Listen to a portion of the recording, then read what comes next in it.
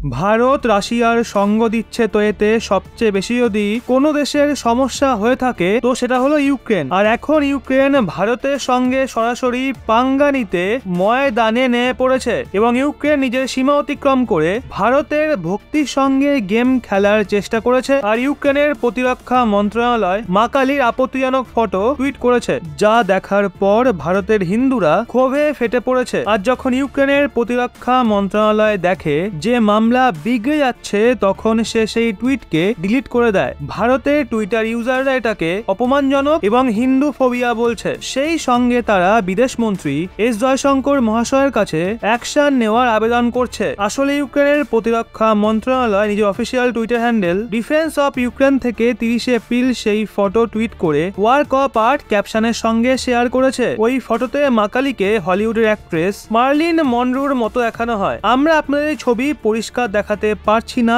কারণ ইউক্রেনের তরফ থেকে টুইট করা এই ছবি ভারতীয়দের ভক্তি নিয়ে খেলেছে। কিন্তু আপনাদের বলে দিই, মার্লিন মনরোর মতো চেহারার মা কালীর চেহারা ব্ল্যাক স্ট্রের মতো ধোঁয়ায় শো করা হয়েছে। ওনার জিভ বের করা রয়েছে, গলায় মুন্ড মালা রয়েছে। আপনারা চাইলে গুগল সার্চ করতে পারেন। এই ছবিটা হিন্দুদের মনে অসন্তোষ জাগিয়ে তোলে। তারা সবাই বলছে এই কারণে ইউক্রেন ভারতের তরফ থেকে কোনো সাপোর্ট পাচ্ছে না, আর ভবিষ্যতেও সাপোর্ট করা উচিত নয়। রেগে আগুন ইউজাররা এখন স্পষ্ট বলছে ইউক্রেন জঘন্য কাজ করেছে। একজন ইউজার লেখেন, আমি ইউক্রেনের প্রতিরক্ষা মন্ত্রণালয়ের তরফ থেকে এইভাবে মা কালীকে নিয়ে মজা করার জন্য প্রচন্ড দুঃখিত, যিনি হিন্দুদের পূজনীয় দেবী। এটা সংবেদনহীনতা ও অজ্ঞানতার ঘোর পরিচয়। আমি তাদের কাছে ওই আপত্তিজনক ছবি সরাতে ও ক্ষমা চাইতে আবেদন করছি। সমস্ত ধর্ম মান্যতার সম্মান সর্বোপরি। একইভাবে অপর এক ইউজার লেখেন, এই ধরনের কার্টুন বানিয়ে আমাদের ভক্তিকে অপমান করার জন্য আপনাদের লজ্জা হওয়া উচিত। ভীষণই জঘন্য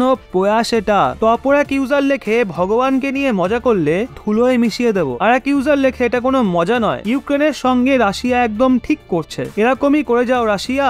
ভারত ও রাশিয়া ভাই ভাই এবং সব ভারতীয় রাশিয়ার সঙ্গে রয়েছে। জয় হিন্দ, জয় রুশ। বলে দি, ইউক্রেনের তরফ থেকে বহুবার ভারতের কাছে আপিল করা হয় তারা যুদ্ধের বদলে শান্তি ফিরিয়ে আনার জন্য রাশিয়ার সঙ্গে কথা বলুক। ভারত রাশিয়ান রাষ্ট্রপতি ভ্লাদিমির পুতিনের কাছে বহুবার শান্তির আবেদনও করেছে, কিন্তু ইউক্রেন এরকম জঘন্য কাজ করবে এবং ভারতীয়দের ভক্তি নিয়ে খেলবে এইটা কেউ আশা করতে পারেনি। যাই হোক, ভারতের মানুষদের ভক্তি নিয়ে ইউক্রেনের প্রতিরক্ষা মন্ত্রণালয় এরকম করায় এটা তো পরিষ্কার ইউক্রেনকে ভারত ছাড়বে না। তাদের অবস্থাও পাকিস্তানের মতোই হতে পারে। হিন্দু ধর্ম কোনো অন্য ধর্মের অবমাননা করে না বলে এই নয় যে হিন্দুদের নিয়ে মজা করলে হিন্দুরা ছেড়ে দেবে। বন্ধুরা, ইউক্রেনকে জবাব কিভাবে দেওয়া উচিত বলে আপনার মনে হয় কমেন্টে অবশ্যই জানান।